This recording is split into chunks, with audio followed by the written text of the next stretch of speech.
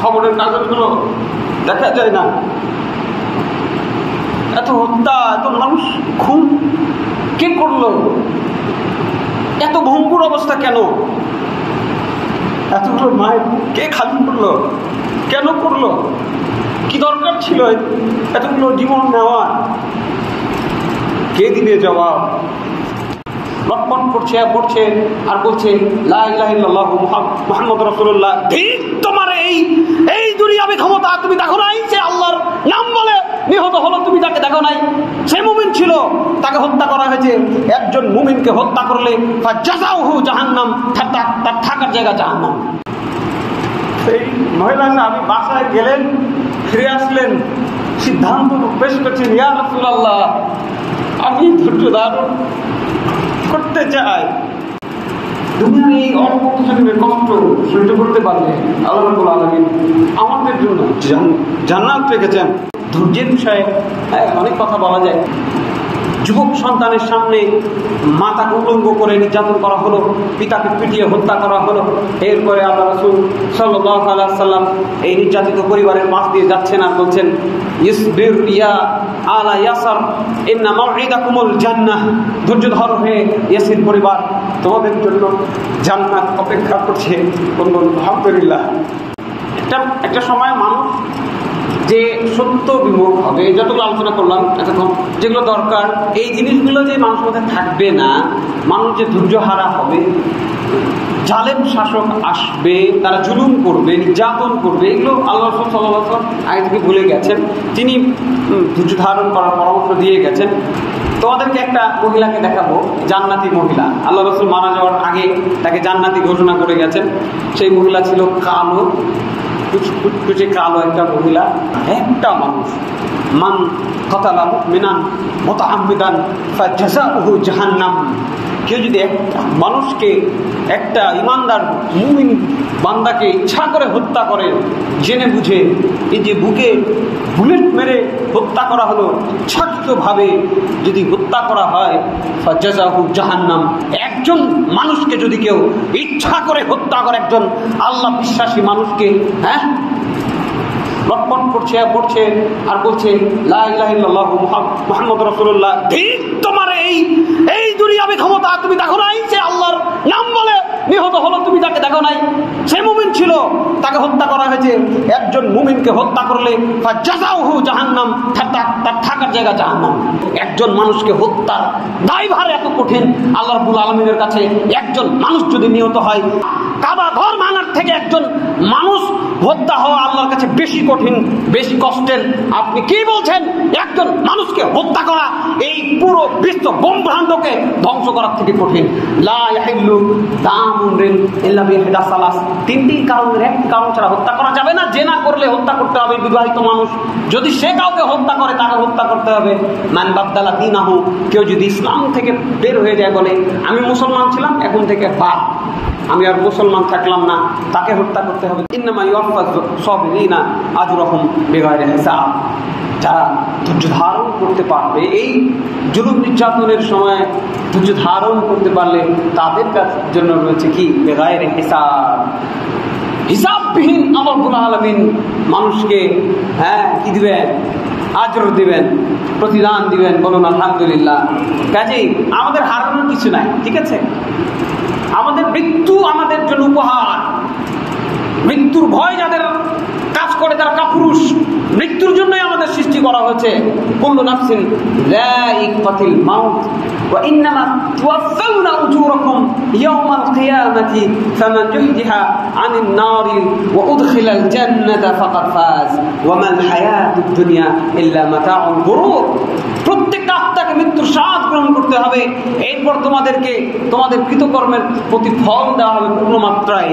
সেদিন যাকে জাহান্নাম থেকে বাঁচিয়ে জান্নাতে দেওয়া হবে, সেই চূড়ান্ত সফল। আলহামদুলিল্লাহ। মৃত্যু না হলে কি জান্নাত যাইতে পারবো? জান্নাত না যাইতে পারলে কি সফলতা হইল? এই পৃথিবীর এই স্বল্পকালের এই ক্ষমতা, এই দম্ভ শেষ করে যদি জাহান্নামে অনন্তকাল আগুনে জ্বলতে হয়, এটা আমার জন্য কি দুর্ভাগ্য না? এটা দুর্ভাগ্য। অমাল হায়াতুদ দুনিয়া ইল্লা মাতাউল গুরুর। এই অল্পকালের দুনিয়া আল্লাহ রাব্বুল আলামিন বলছে, এটি জাস্ট অল্প কিছুদিনের ভোগের সামগ্রী মাত্র। এই ভোগের সামগ্রী নিয়ে আমরা রাত দিন পার করছি। আল্লাহ আমাদের বোঝার তৌফিক দান করেন। আল্লাহুম্মা আমিন। ধৈর্যের বিষয়ে অনেক কথা বলা যায়। পিতাকে মাতাকে বেঁধে, সন্তানকে একত্রে বেঁধে মক্কায় নির্যাতন করা হচ্ছে। যুবক সন্তানের সামনে মাতাকে উলঙ্গ করে নির্যাতন করা হলো, পিতাকে পিটিয়ে হত্যা করা হলো। এরপরে আল্লাহ রাসূল সাল্লাল্লাহু আলাইহি ওয়াসাল্লাম এই নির্যাতিত পরিবারের পাশ দিয়ে যাচ্ছেন আর বলছেন, ইসবির ইয়া আলা ইয়াসার ইন্না মাউইদাকুমুল জান্নাহ। ধৈর্য ধরো হে ইয়াসির পরিবার, তোমাদের জন্য জান্নাত অপেক্ষা করছে। আলহামদুলিল্লাহ। আখিরাতের এই প্রাপ্তির মনোভাব তাদেরকে ধৈর্য ধারণ করার শক্তি আল্লাহ বাড়িয়ে দিয়েছিলেন। তারা নিহত হয়ে আখিরাতে শহীদ হয়ে জান্নাতে চলে গেলেন। জাযাউহুম বিমা সাবারু জান্নাতান ওয়া হারিরা। সূরা তাহার 12 নম্বর আয়াত আল্লাহ বলছেন, দুনিয়াতে তারা যে ধৈর্য ধারণ করেছে ছিল, এর জন্য তাদের আখিরাতে আমি রেখেছি জান্নাত এবং রেশমের পোশাক। এরপরে দেখেন রাসূল সাল্লাল্লাহু আলাইহি ওয়াসাল্লাম এই ঘটনাগুলো যে ঘটবে এগুলো আগে ইঙ্গিত দিয়ে গেছেন।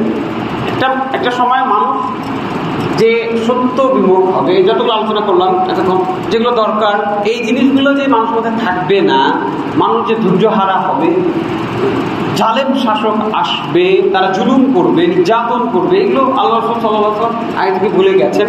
তিনি ধৈর্য ধারণ করার পরামর্শ দিয়ে গেছেন। তিনি বলছেন, সাতাজিদুনা উসরাতান শাদীদাতান ফাসবিরু হাত্তা তালকাল্লাহু ওয়া রাসূলাহু সাল্লাল্লাহু আলাইহি ওয়াসাল্লাম ফাইন্নী আলাল হাউজ। অচিরেই তোমাদের উপরে কিছু জালেম শাসককে চাপিয়ে দেওয়া হবে, যারা জুলুম নির্যাতন করবে। তোমরা সেই সময় ধৈর্য ধারণ করো যতক্ষণ না আমি মুহাম্মদ সাল্লাল্লাহু আলাইহি ওয়াসাল্লামের সাথে হাউজে কাউসারে মিলিত হচ্ছ। হাউজে কাউসারে আল্লাহ রাসূলের সাথে মিলিত হওয়ার আগ পর্যন্ত আমাদেরকে ধৈর্য ধরতে হবে। সম্মানিত মুসল্লিবৃন্দ, বুঝুন আমাদেরকে কত ধৈর্য ধরতে হবে। বুখারী হাদিস নাম্বার 4301। আতা বিন আবি রাবাহ তিনি ইবনে আব্বাস রাদিয়াল্লাহু আনহুর সাথে দেখা করলেন। তো তিনি বললেন যে, তোমাদেরকে একটা মহিলাকে দেখাবো, জান্নাতি মহিলা। আল্লাহ রাসূল মারা যাওয়ার আগে তাকে জান্নাতি ঘোষণা করে গেছেন। সেই মহিলা ছিল কালো, কুচকুচে কালো একটা মহিলা। বলছে আল্লাহ রাসূলকে, ইয়া রাসূলুল্লাহ, আমার একটা অসুখ আছে, মৃগী অসুখ।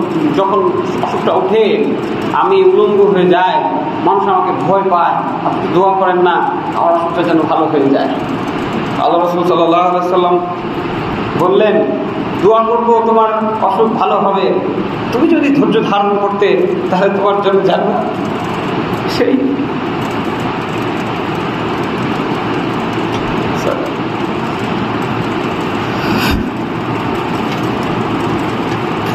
মহিলা সাহাবী বাসায় গেলেন, ফিরে আসলেন, সিদ্ধান্ত পেশ করছেন, ইয়া রাসূলুল্লাহ, আমি ধৈর্য ধারণ করতে চাই।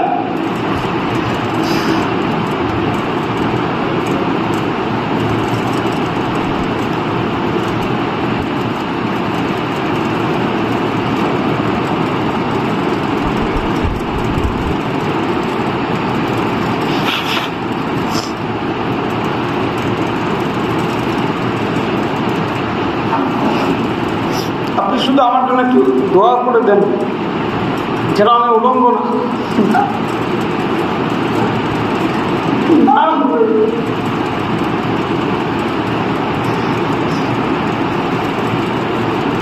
দোয়া করে দিলেন।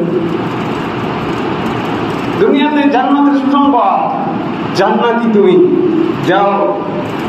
দুনিয়ার এই অল্প কিছুদিনের কষ্ট সহ্য করতে পারলে আল্লাহ রাব্বুল আলামিন আমাদের জন্য জান্নাত রেখেছেন। খবরের কাগজগুলো দেখা যায় না, এত হত্যা, এত মানুষ খুন কে করলো? এত ভঙ্গুর অবস্থা কেন? এতগুলো মায়ের কে খালি করলো? কেন করলো? কি দরকার ছিল এতগুলো জীবন নেওয়ার? কে দিবে জবাব?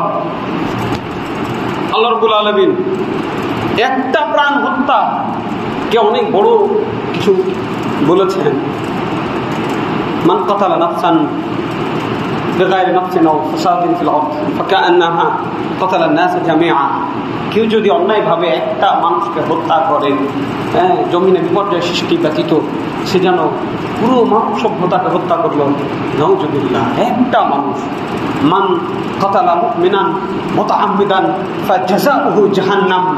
কেউ যদি একটা মানুষকে, একটা ইমানদার মুমিন বান্দাকে ইচ্ছা করে হত্যা করে, জেনে বুঝে, এই যে বুকে বুলেট মেরে হত্যা করা হলো, ইচ্ছাকৃতভাবে যদি হত্যা করা হয়, ফাজাযাউহু জাহান্নাম, তার থাকার জায়গা জাহান্নাম। আল্লাহর রাসূলের কথা, আল্লাহর কথা বললাম।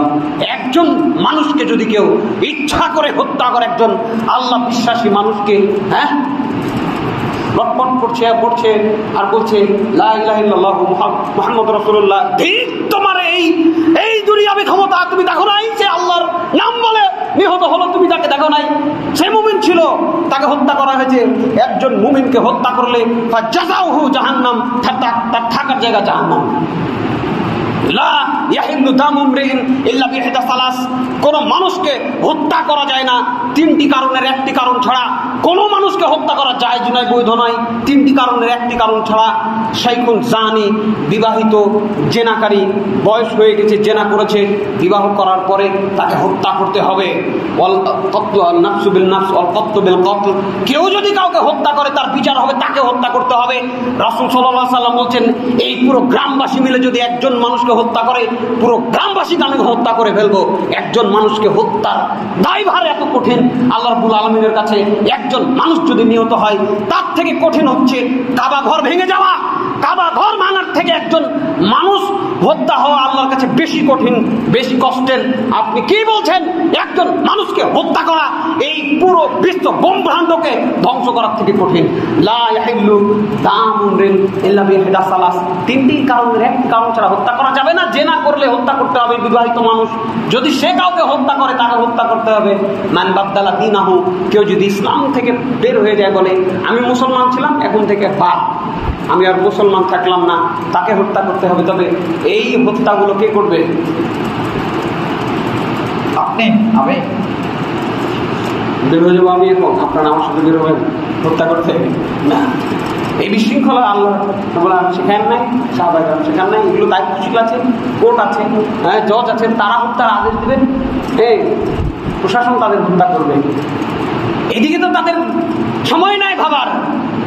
বহু জেনাকারী পৃথিবীর উপরে ঘুরে বেড়াচ্ছে, তাদের হত্যা করতে হবে। এইদিকে তো তাদের সময় হয় না, ফুরসত হয় না। বহু মুসলমানের বাচ্চা নাস্তিক হয়ে পৃথিবীর বুকে আল্লাহকে অপমান করে, আল্লাহ রাসূল মুহাম্মদ সাল্লাল্লাহু আলাইহি ওয়াসাল্লামকে অপমান করে এই নাপাকগুলো এই পৃথিবীর উপরে বিচরণ করছে। তাদের হত্যা করার দায়িত্ব ছিল সরকারের, তারা তাদের হত্যা করছে না। এই পৃথিবীর বুকে তারা ঘুরে বেড়াচ্ছে। বহু মার্ডার কেসের আসামি, চাক্ষুষ ভিডিও থাকার পরেও, সাক্ষী থাকার পরেও বহু মার্ডার কেসের আসামি পৃথিবীর বুকে ঘুরে বেড়াচ্ছে। এই তিনটি কারণে মানুষ হত্যা করতে হবে। কয়টা বললাম? তিনটা। চারটা যুক্ত করার এখতিয়ার কাউকে দেওয়া হয় নাই। চারটা যুক্ত করার এখতিয়ার কাউকে দেওয়া হয় নাই। খিয়ারাতুম মিন আমরিহিম, ইখতিলাফ করা, আল্লাহ এবং আল্লাহর রাসূলের বিধানের বিপরীত করার এখতিয়ারই দেওয়া হয় নাই। এই যে এতগুলো প্রাণ গেল, এই তিনটার একটা কারণের মধ্যে কি তবে আমি সবাইকে বলতে চাই, উত্তেজিত হলে হবে না, ধৈর্য ধরতে হবে। ধৈর্যের গল্প শোনালাম না?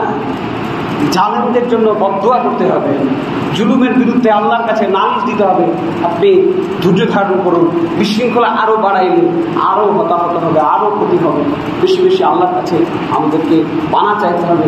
এই দুনিয়াবি ভোগ বিলাস থেকে আমাদেরকে ফিরে এসে আখেরাতে যাইতে হবে। ভাই পুলিশ ভাই, আপনারও আখেরাত আছে। সেনাবাহিনীকে বলছি, আপনারও আখেরাত আছে। আখেরাতকে ভয় করে ওই বুলেটটা ছোড়ার আগে একবার ভেবে নেবেন যে আমি যে বুলেটটা ছুড়লাম এটার বিপরীতে আমাকে আখেরাতে কি পেতে হবে। যদি আখেরাত ভালো কিছু পান, যদি আপনার জ্ঞান আপনাকে সেটাই বলে, যদিও নিজের জ্ঞান দিয়ে হবে না, কোরআন এবং হাদিস থেকে চষে যে জ্ঞান আপনি পাবেন, সেই জ্ঞান যদি আপনাকে সেটা বলেন সেটা করুন।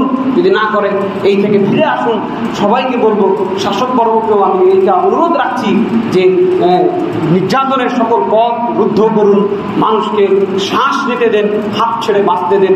হ্যাঁ, আল্লাহ রাব্বুল আলামিন যেন আমাদের শাসকবর্গকে এই বিষয়গুলো বোঝার তৌফিক দান করেন। আল্লাহুম্মা আমিন। তিনি যেন তাদেরকে পবিত্র কোরআন ও সহিহ হাদিসের আলোকে তাদের জীবন পরিচালনা করার, রাষ্ট্র পরিচালনা করার তৌফিক দান করেন। আল্লাহুম্মা আমিন। আমরা যারা মাজলুম অবস্থায় আছি, আল্লাহ যেন তাদেরকে এই জুলুম থেকে, নির্যাতন থেকে মুক্ত করেন। আল্লাহুম্মা আমিন।